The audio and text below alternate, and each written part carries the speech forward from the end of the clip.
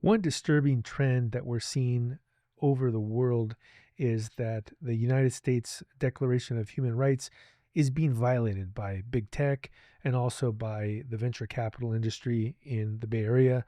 Let's go ahead and go through first what is the Universal Declaration of Human Rights. It's a milestone document that describes human rights, and these were drafted in 1948, so post World War II, and this has been translated into 500 languages, and it's widely recognized as having paved the way for many different civil rights that we really take for granted. So, Article 1, all humans are born free and equal. Article 2, everyone is entitled to the rights and freedoms set forth in this declaration, regardless of their race, etc.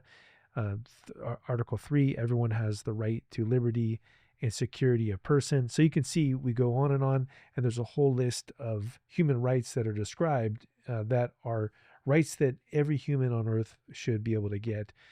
Let's go ahead and describe what big tech is doing to violate these rights and specifically get into the statutes and how they could be extended and made more clear of how big tech is violating human rights. First up, we have Article 3 here, right to life, liberty, and security. In Article 3, that's really what it says. It says everyone has the right to life, liberty, and security of person. But what's happening with big tech is it's being violated. And let's go ahead and talk about that from a digital perspective.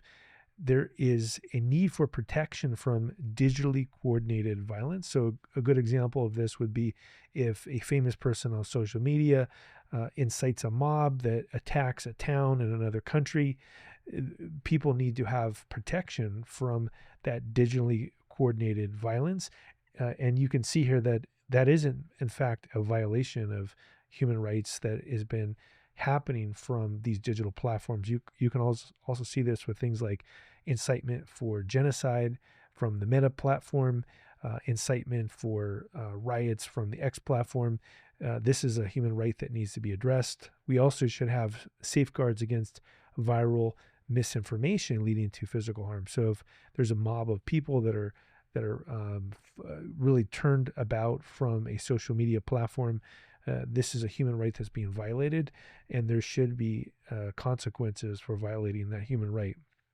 Also, there should be an emergency response protocol if a platform itself is amplifying this kind of unrest. Now let's dive into the next one, which is Article 20, which is freedom of assembly. Here, if we go ahead and we look at that article, it says everyone has the right to freedom of peaceful assembly and association.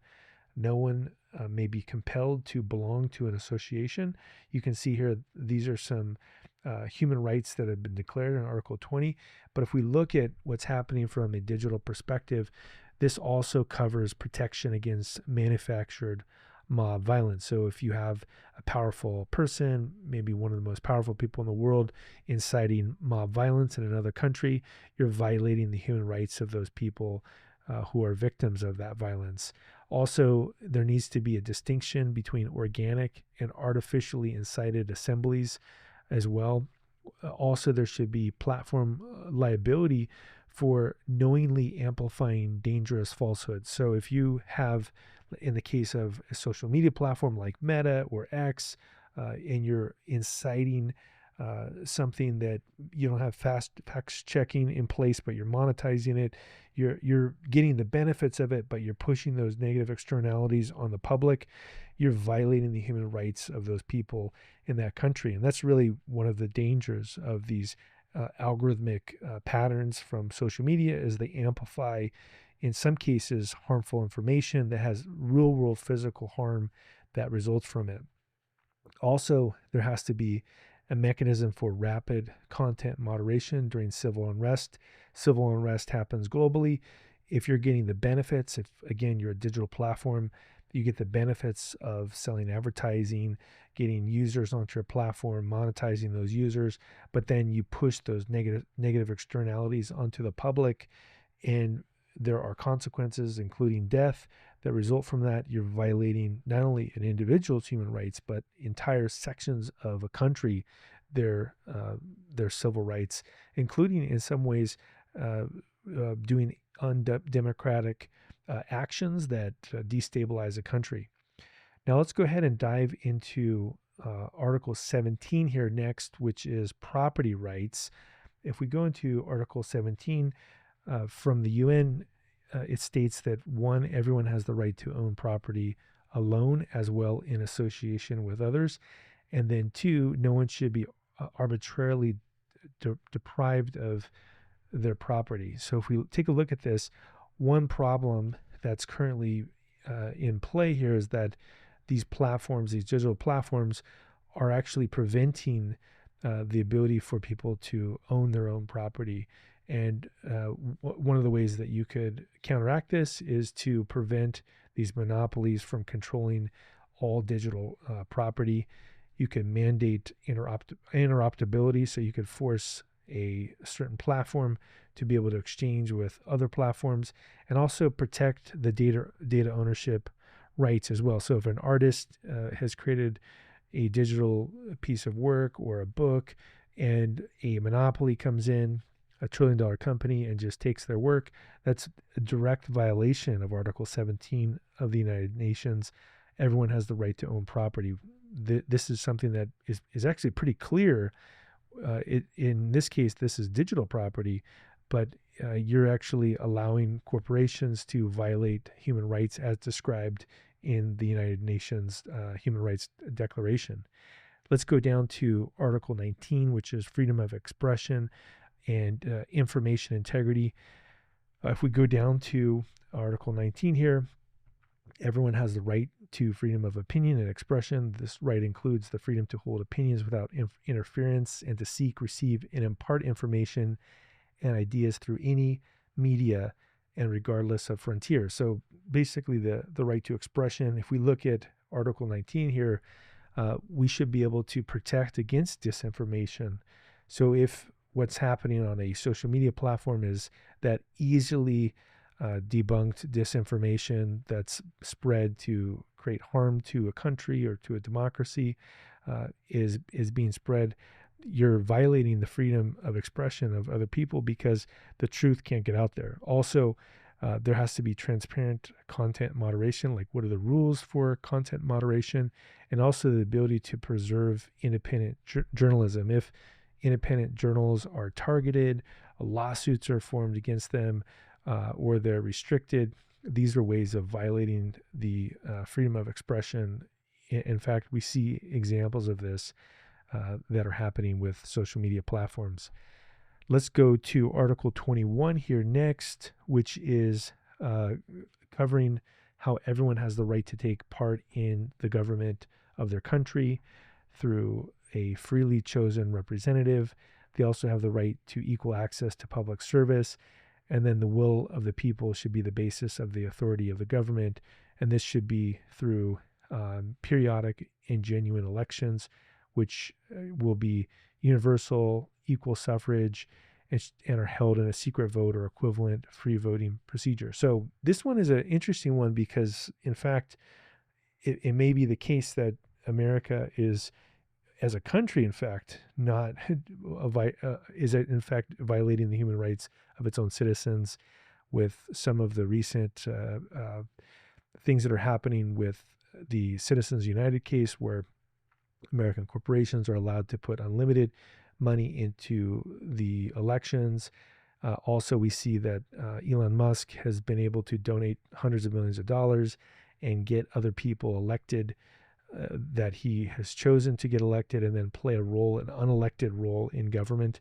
This is a direct violation of the UN Declaration of Human Rights. And how would you solve this? Well, one of the ways you could do this is you could prevent digital election interference. So if, for example, X or Elon Musk or other social media platforms, Meta, etc., or TikTok are actually influencing the election, that is actually a violation of the UN Charter, and there needs to be consequences. There also should be really clear, transparent political advertising. If there is any advertising, it has to be clear it's a political ad.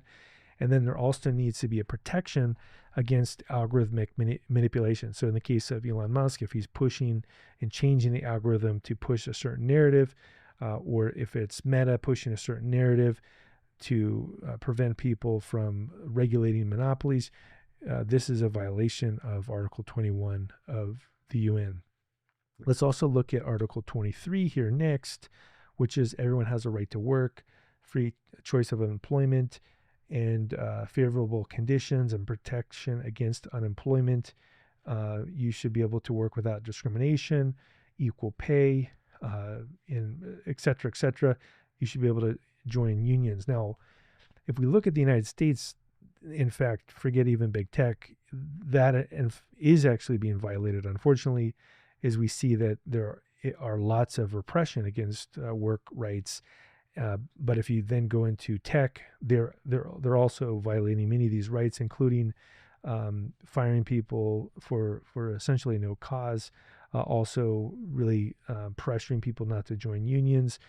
And if you look at some of the things that are happening as well, we have predatory platform practices like gig work, which are taking away people's rights. And maybe those are the only jobs that they can have. So they maybe before had full-time jobs, and now they can only take gig work.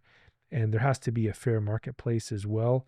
And also the ability to protect local businesses. If you're allowing monopolies and predatory trillion-dollar companies to take all of the market share, then you're actually increasing the power of these large monopolies and decreasing the power of local businesses, which is a violation of Article 23.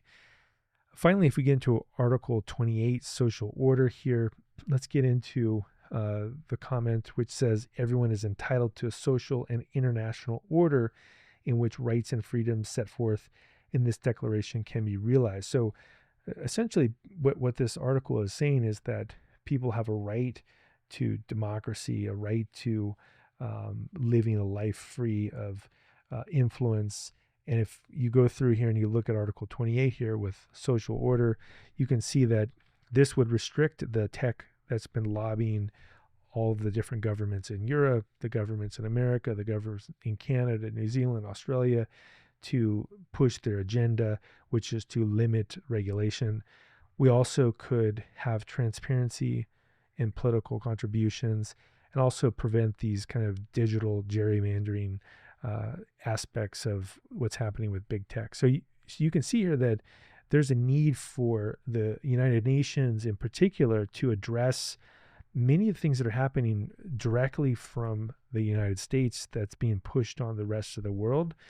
And these could be extensions of the current articles, really digital rights for a human age, and also potentially even a few more articles as well that explicitly call out freedom from really tech companies having control over the democracies of the world. And this has been covered in many other forums, including an excellent book called The Tech Coup. But it's worth thinking about. Do we have, in fact, a huge violation of human rights as defined by the United Nations currently happening with big tech? I would say yes. And if so, what could the United Nations do to play a role to kind of put a spotlight on particularly the United States to help address this problem with human rights?